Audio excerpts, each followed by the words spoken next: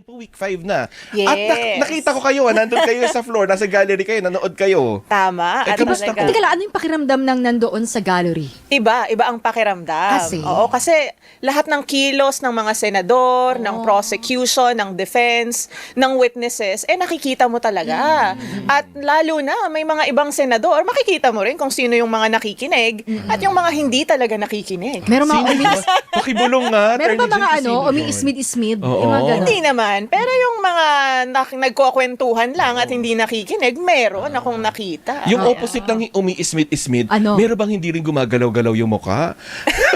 Nakakatakot na yata yun pag hindi na gumagalaw yung mukha. Pero gumagalaw naman. Okay Pero talagang kahapon, nagkataon na I visited kasi Senate President Gatchalian. And hi, Senate President Gatchalian. So I was his guest doon sa impeachment trial. And yun nga, nasaksihan ko ang umaatikabo at naging nako. mainit na batuhan ng argumento. Sa lahat ba? Ito na yung pinakamainit. Parang ito na eh. Oo, di ba? Parang ito Puksaan, na. ganon. Ay, ayun nga, balikan natin, Attorney Jen. Baka naman din kasi nga, syempre hindi kami mga abogado, kami nanonood lamang. Ano ba talaga, bawal ba talaga yung misleading sa cross-examination? Pero kasi narinig na rin natin yun sa mga una-una pa eh. Oo, no? Oo. Kasi po, siguro magandang maliwanagan yung mga kababayan natin. Ano ba ang leading question? At ano ba itong tinatawag na misleading question? Kasi napakaraming mga TikTok lawyers Leading. ChatGPT lawyers na kung makabash doon sa mga abogado, wagas. Saka may mga vlogger na din na hindi nga lawyers din eh. Di ba? Pero Daming koda. tungkol sa batas din. Yung kanilang content. Kapag po Oo. kasi sinabing leading question, ito po ay pinapayagan sa cross-examination. Ang ibig po kasing sabihin ng leading question, sinasuggest mo na doon sa testigo yung sagot na gusto mo. So sa direct Yung examination ba yung po, parang yes or no na lang yung sagot? yes, parang ganon. Sa direct examination, pwede yun, mismaan, no? Pero sa direct examination, hindi yun pwede. Pero Okay. sa cross-examination, pinapayagan ang leading question.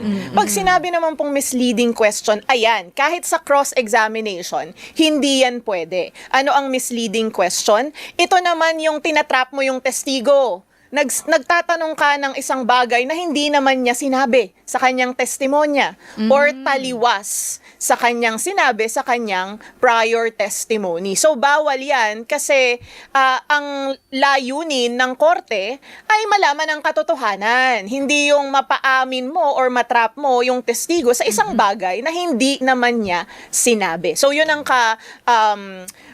what do you call this? The difference between a leading question and a misleading So parang question. kino-corner mo yun. Tinatrap mo. Oo. Dahil ang pagkuha natin doon sa mga testigo ay hindi para mapaamin natin siya, kundi yung makuha natin kung ano yung mga kailangan nating detalye o facts sa kaso para makapag-decide ang mga hukom. Tama po ba? Tama yon, Sandro, no? Naaayon sa katotohanan.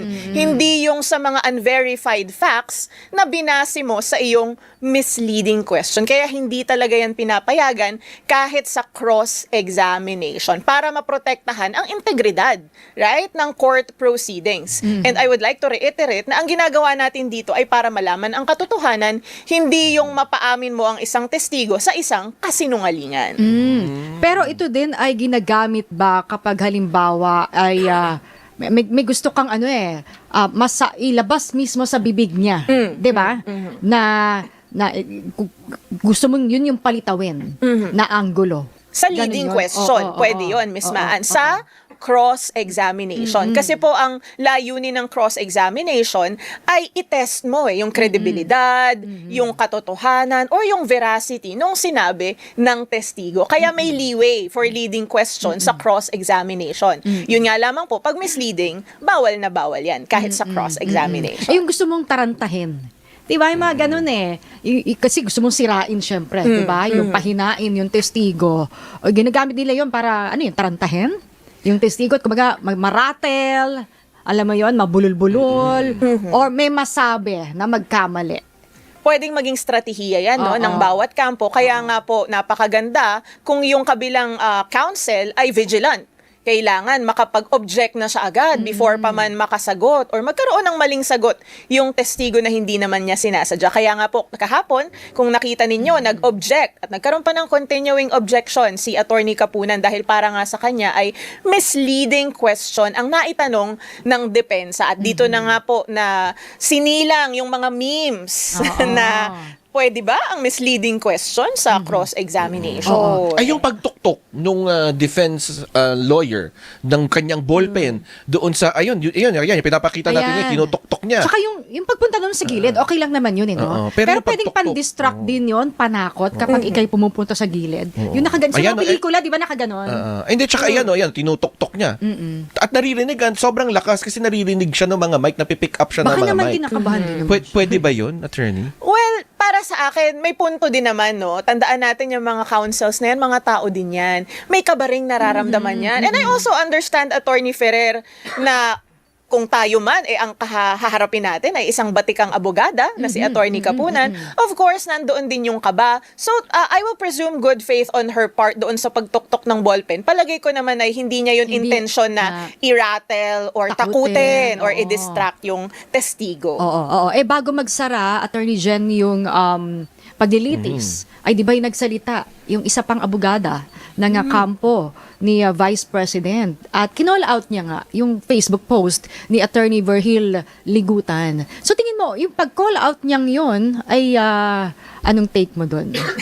Doon sa pag-call out, yung sa parang manifestation ni Attorney yes, Season. yes. Well, karapatan naman po yun ng bawat kampo, and in this case ng depensa, na mag-manifest sa impeachment court kung ano po ang kanilang saloobin regarding that post. But in my humble opinion, that particular Facebook post of Attorney Ligutan does not violate any rules of the impeachment. Bakit po? Ang pinagbabawal lamang po kasi under the rules on impeachment ay ang pag-divulge or pagdidiscuss ng mga abogado ng prosecution at ng defense and also the senator judges ng mga merito ng kaso. Pero yung post naman po ni Attorney Ligutan, it's just factual. Sinabi niya lamang na misleading questions are not allowed even on cross-examination. It does not tackle the merits of the case. It's just factual. So, para sa akin, wala naman po siyang na-transgress na rules.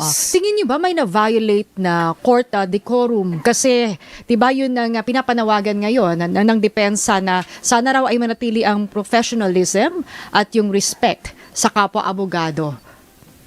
Tama naman yun, no? Yes. Pero kasi, we must remember that this is an impeachment court. This is an impeachment trial. This is sui generis in nature. Yung mga striktong rules sa loob ng korte, pwedeng baliwalain dito sa impeachment court. Pero hindi ko naman sinasabi na pwede na silang magsabunutan or magsuntukan doon or Puksaan. magmurahan. Pero ito kasi yung tinatawag na this is also a trial of public opinion. Yun nga. And alam ng mga abogado yan, they also want the public to side with them. Kaya kailangan may drama, may flair, may emosyon Yes. para tumagos doon sa publiko. Kita nyo kahapon dahil kumbaga umaatikabo and ang daming nanood. At ang daming ngayong nagre-review ng mga proceedings kahapon because of that particular moment alone. Kaya nga yung batikos din ng depensa, no, kay Attorney Lorna Kapunan, ang dami raw theatrics. So sabi mo nga, ay hindi naman bawal din naman yun. Hindi naman bawal. Oo, yung kanyang mga quotable quotes. And lecturing her. Diba? Quotable quotes. And for someone who personally witnessed that, it was a breather actually. And Yes. na-break niya yung ice na hindi Icebreaker. hindi naman niya yun miniment na talagang isaspank niya yung kabilang counsel. It's just that kung kilala niyo si Attorney Kapunan, ganyan talaga siya mapagbiro, no? And the whole With sarcasm. Yes, the hall was actually, na-reinvigorate kaming lahat, nagising kaming lahat.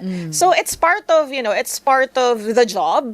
And ang tawag nga namin dyan, we must take it on the chin. Huwag pe-personalin. Kasi po, kung mapapansin nyo rin, pagkatapos naman ng proceeding na yan, nagbebeso-beso na yung mga yan, magkakaibigan naman yung mga yan. Kasi diba? naman mga nakikita-kita rin sa korte yan Tama. before pero, Yes. 'di ba, ang sabi magkakaroon ng ruling. Kasi nga 'di ba, kumbaga, sabi nga ina-draft na ni presiding officer Chis Chis Escudero, yung rule na ano yung pagbabawal ba yan sa mga member ng panel ng both Sides. na magsalita. Aha. No? Kaya kailangan kumuha ng spokesperson. So, kung sakaling ipagbawal sino man sa miyembro ng panel ng parehong kampo, tama ba yun na ipapagbawal kung sakali? Well, I will leave it to the discretion of the presiding officer, no? We all witness naman his wisdom regarding the rules. He's very well-equipped. Magaling naman si Senate Presiding officer, rather. She's Escudero. Pero sana, ang gawin niyang pamantayan, kung mag-i-issue man siya ng ruling on Monday, yun lamang mga nag-violate doon sa pagdidiscuss ng merito ng kaso. Kung hindi naman, then there's no need to, impose sanctions or even reprimand the part of the defense and the part of the prosecution regarding those matters. And perfect example doon, yung FB post ni Attorney Ligutan, I don't see anything wrong with that.